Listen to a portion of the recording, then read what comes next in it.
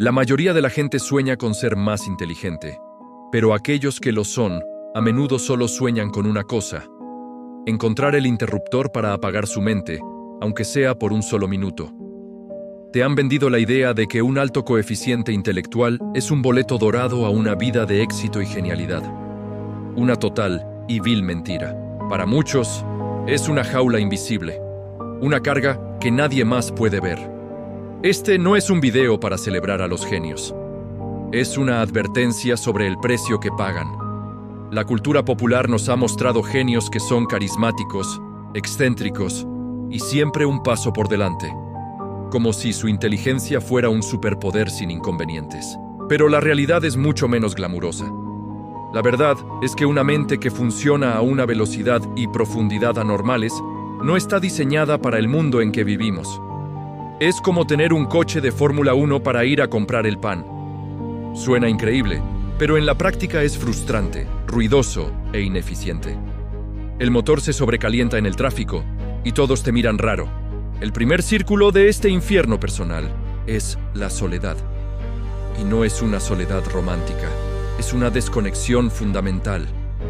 Imagina que intentas tener una conversación normal, pero tu cerebro no solo escucha las palabras, analiza el tono, el lenguaje corporal, las microexpresiones, las posibles intenciones ocultas, las implicaciones a futuro de cada frase y las compara con patrones de conversaciones pasadas.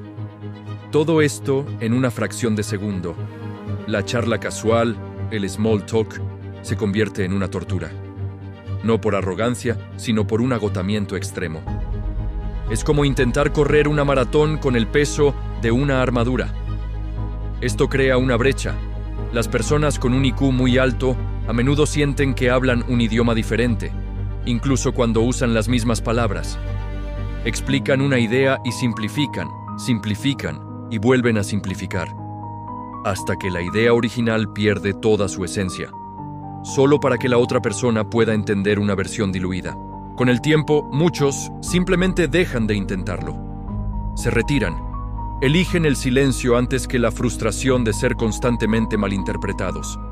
Se convierten en observadores de la humanidad, en lugar de participantes. Y aquí es donde se pone interesante. Esta soledad no es solo social, se internaliza.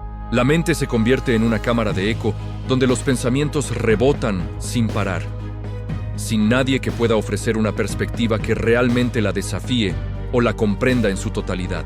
Pero ese es solo el comienzo del problema. La segunda maldición es la parálisis por sobreanálisis. Si para una persona promedio decidir qué película ver es una elección simple, para una mente hiperactiva es un laberinto. Considera las reseñas, el director, la cinematografía, el impacto cultural, el estado de ánimo actual, el tiempo disponible y las 1000 otras cosas que podría estar haciendo en su lugar.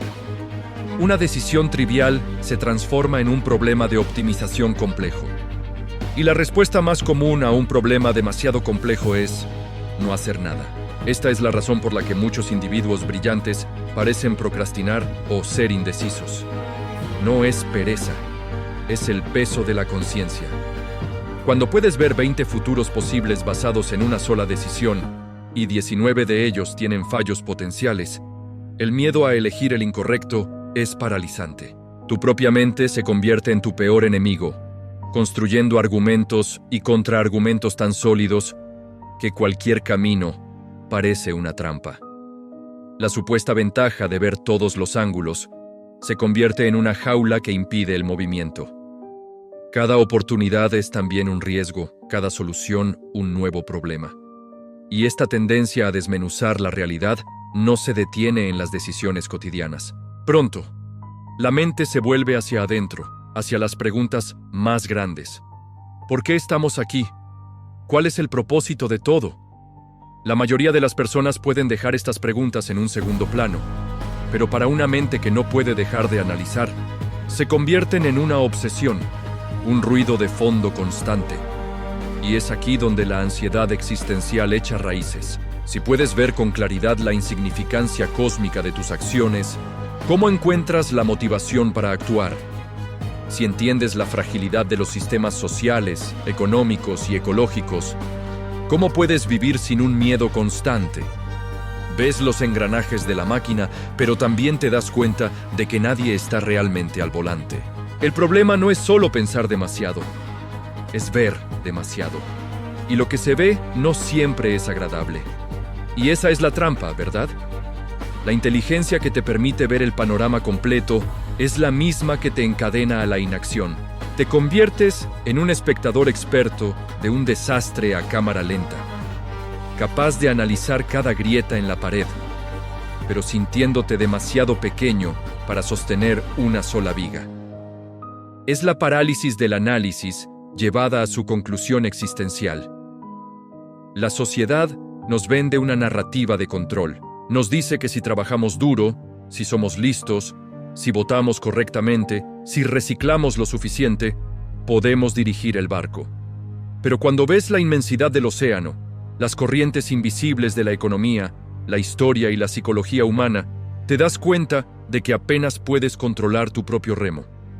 Y la frustración que nace de esa revelación es inmensa. Es un duelo silencioso por un poder que nunca tuvimos realmente. Pero aquí es donde la mayoría se equivoca. Se asume que las únicas dos opciones son la ignorancia feliz o la conciencia miserable. O no ves el problema y vives tranquilo, o lo ves todo y vives atormentado.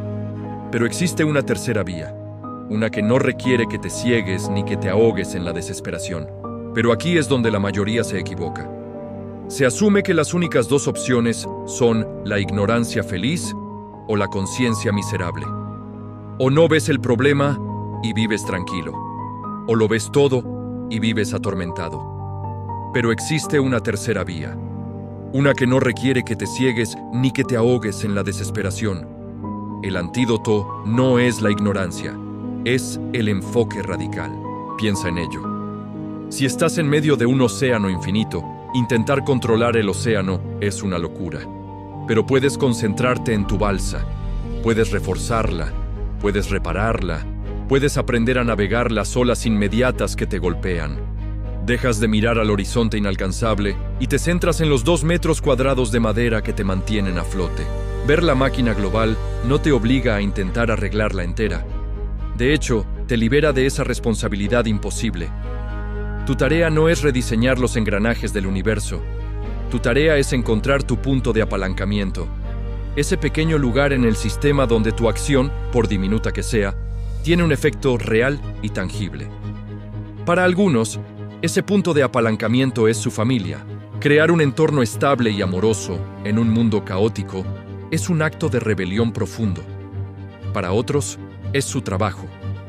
Hacerlo con excelencia, con ética, tratando a la gente con dignidad, es construir un pequeño oasis de orden en un desierto de indiferencia. Para otros, es una comunidad local, un proyecto, una habilidad. El error es confundir la escala con el impacto. Creemos que solo las acciones que cambian el mundo entero tienen valor. Pero el significado no se encuentra en la escala cósmica, se encuentra en la escala humana. Ayudar a una persona, construir una sola cosa bien hecha, resolver un problema local, estas acciones no detendrán el movimiento de las placas tectónicas, pero construyen refugios sólidos sobre ellas. Y aquí es donde se pone interesante. Cuando dejas de intentar salvar el mundo, de repente tienes la energía para cambiar tu mundo. El miedo existencial se alimenta de la impotencia. Y la impotencia nace de fijarse metas imposibles. Al reducir tu enfoque a lo que puedes tocar, a lo que puedes influir directamente, reclamas tu poder. Pasas de ser un analista aterrorizado a ser un arquitecto enfocado. No tienes que dejar de ver la máquina. Al contrario, tu visión panorámica se convierte en tu mejor herramienta. Te permite entender el contexto en el que operas. Te ayuda a elegir dónde construir tu refugio para que sea más resistente. Te da la sabiduría para no perder el tiempo luchando batallas que no puedes ganar. Y la claridad para identificar aquellas que sí puedes. Ver la inmensidad del problema no es una receta para la desesperación. Es el mapa que te muestra dónde están las pequeñas islas de esperanza, los lugares donde tu energía puede florecer en lugar de disiparse en el vacío. La clave no es apagar tu mente, es darle una tarea que pueda cumplir. Una tarea real, humana y, sobre todo, significativa para ti. Así que la próxima vez que sientas el peso del mundo sobre tus hombros, recuerda esto. No estás destinado a cargarlo. Estás destinado a encontrar tu lugar en él y hacerlo un poco más habitable, un poco más ordenado, un poco más humano. Ver la máquina no es una maldición. Es una invitación a elegir tu papel dentro de ella con intención y propósito. Hemos explorado el qué y el porqué de esta parálisis. Pero el cómo, las estrategias prácticas para pasar del análisis a la acción, es una bestia completamente diferente. La próxima semana, vamos a desglosar las herramientas mentales exactas que necesitas para construir tu balsa en medio de la tormenta. Para asegurarte de tener esa guía, suscríbete y activa las notificaciones. No querrás navegar esto solo.